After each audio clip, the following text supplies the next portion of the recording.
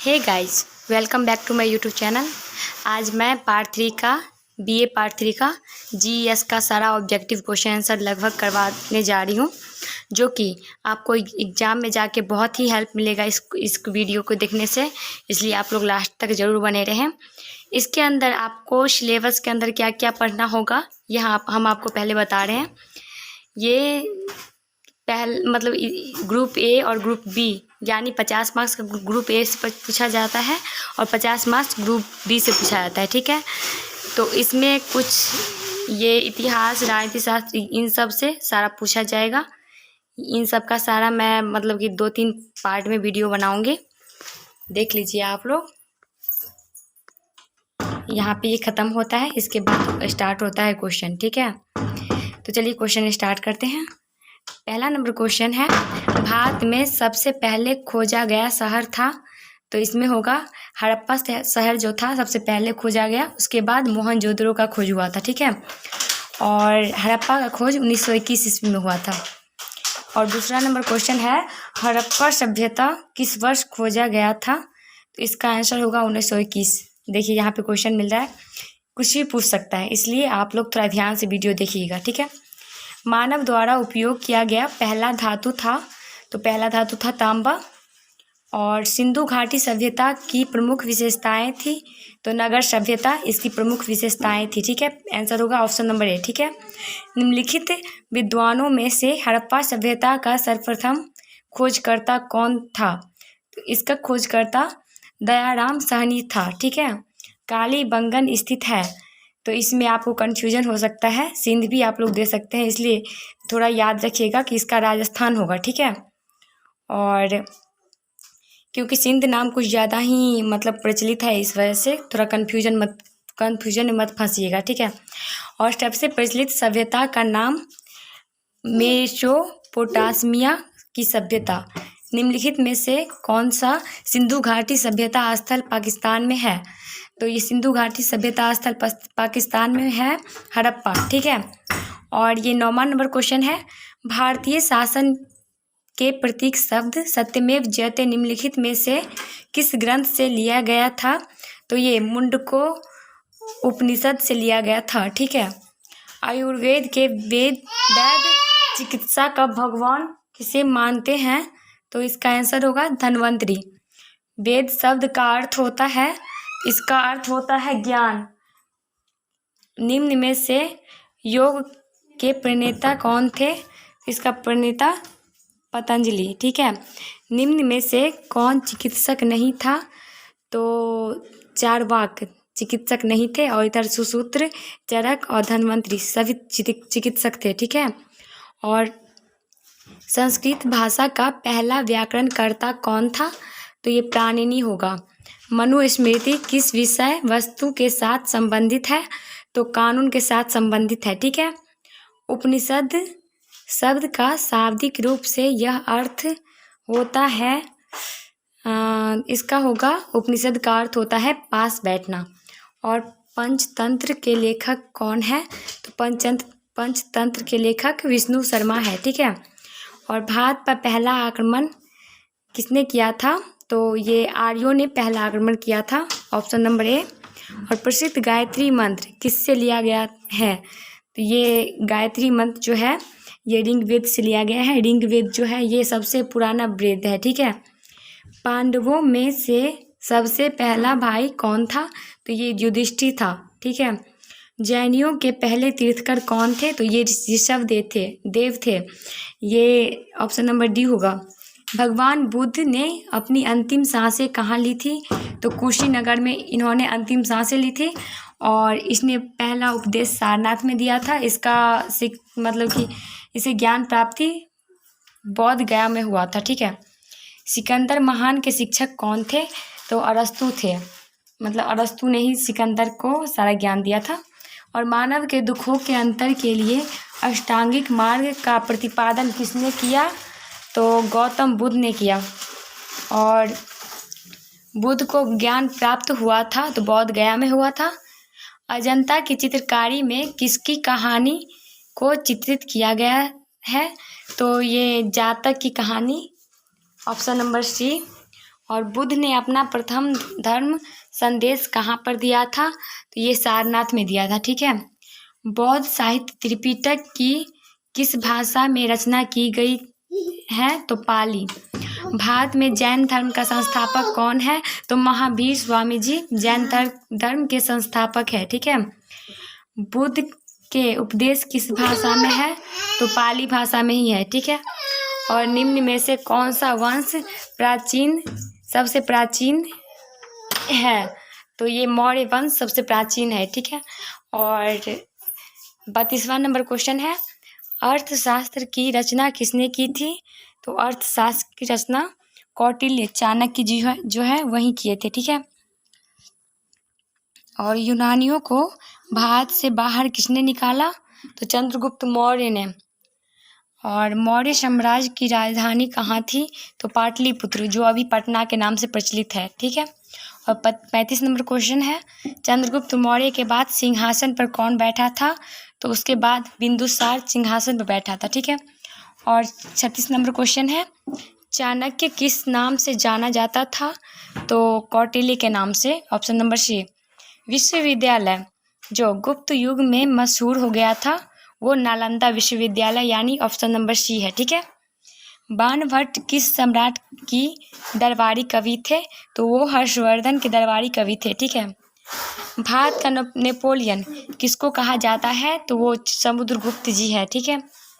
और 40वां number question है, नालंदा विश्वविद्यालय अध्ययन के महान केंद्र था, विशेषता बौद्ध धर्म का, यानी बौद्ध धर्म का अध्ययन वहाँ पे किया जाता था।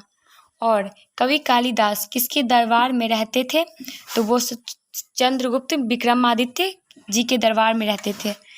और सबसे प्राचीन विश्वविद्यालय है वो नालंदा विश्वविद्यालय है, जो नालंदा में ही स्थित है। और हर्ष के दरबारी कवि कौन थे? यानी क्वेश्चन को उल्टा के भी पूछ सकता है और सीधा भी पूछ सकता है। मतलब वहाँ पे था बाणभट्ट किसके दरबारी कवि थे, और यहाँ पे हर्ष के दरबारी कवि कौन थे? तो इसका बाणभट्ट होगा। यानी आप लोग थोड़ा ध्यान से क्वेश्चन को पढ़िएगा। और गुप्त काल में किस धातु के सर्वाधिक सिक्के जारी किए जाते थे? तो सोना। और बराहमिहिर क्या था? तो ये एक खगोलज्ञ था, ठीक है। शून्य के सिद्धांत का प्रतिपादन किसने किया था? तो आर्यभट्ट, यानी शून्य का खोज आर्यभट्ट जी ने किया था।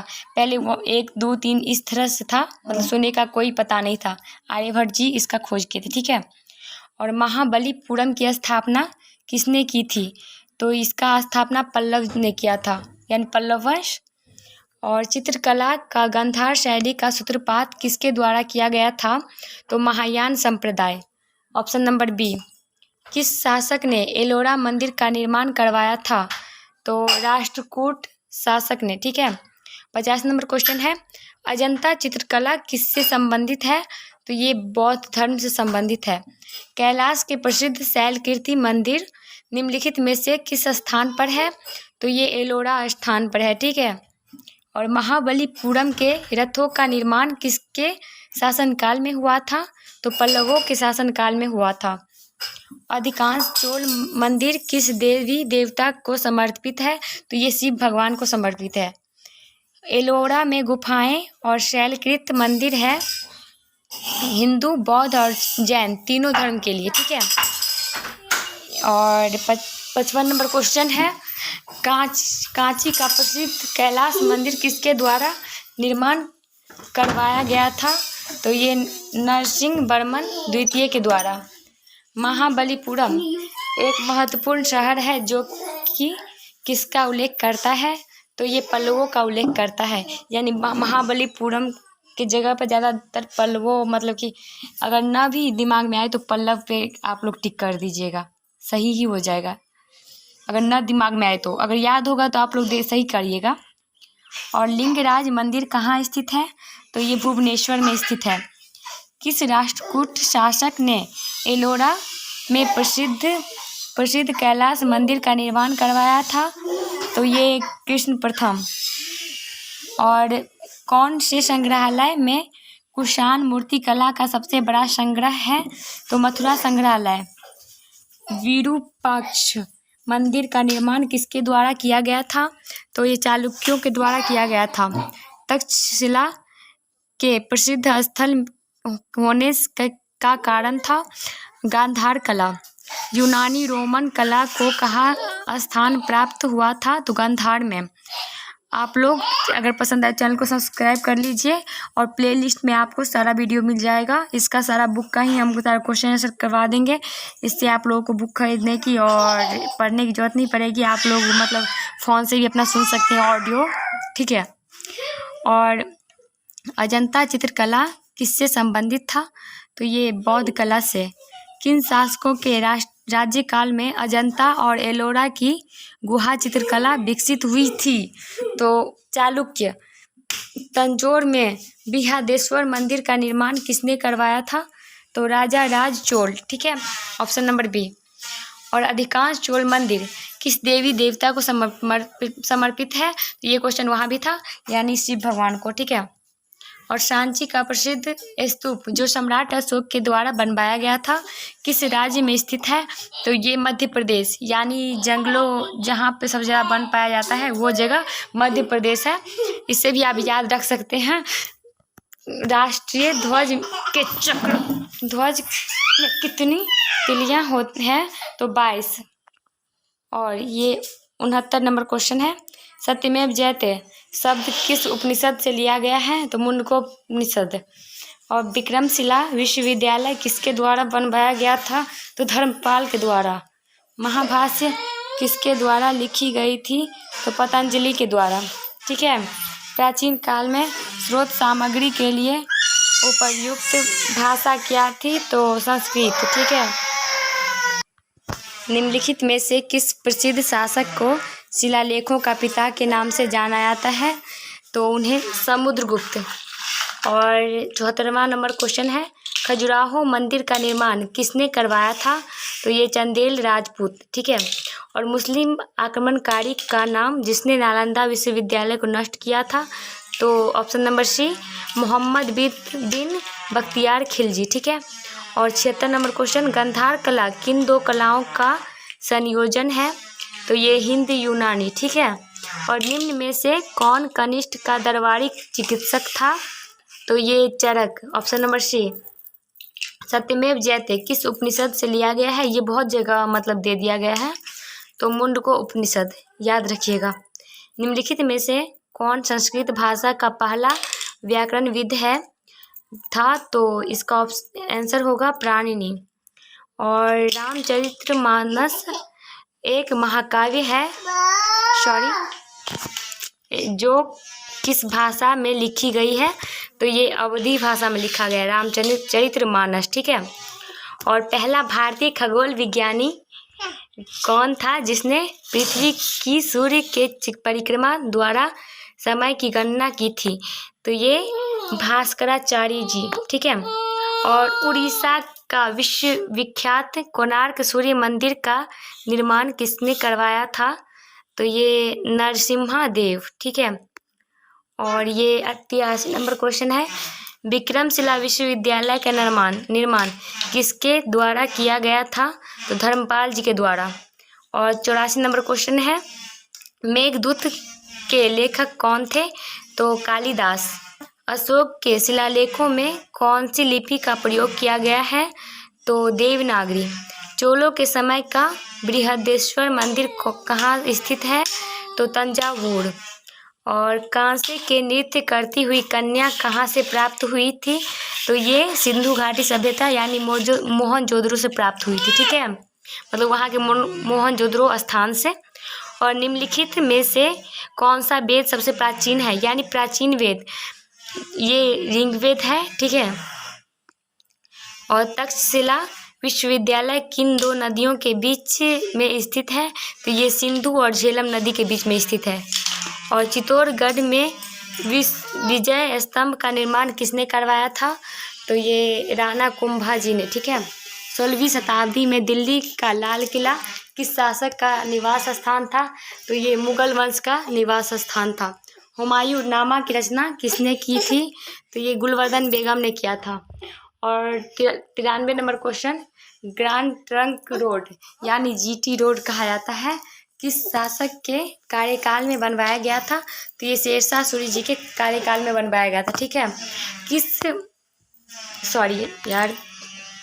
किस युग में हुमायूं हारने के बाद भागकर भारत से बाहर चला गया? 1 मिनट। किस युद्ध में हुमायूं हारने के बाद भागकर भारत से बाहर चला गया? तो ये है कन्नौज का युद्ध। बाबर के बाद मुगल साम्राज्य का शासक कौन था? तो हुमायूं। ठीक है। यानी बाबर के बेटा हुमायूं, हुमायूं का बेटा अकबर, अकबर का बेटा जहांगीर। ठीक है। इस तरह से इसका सारा मतलब है। और भारत के प्रथम मुगल शासक कौन था?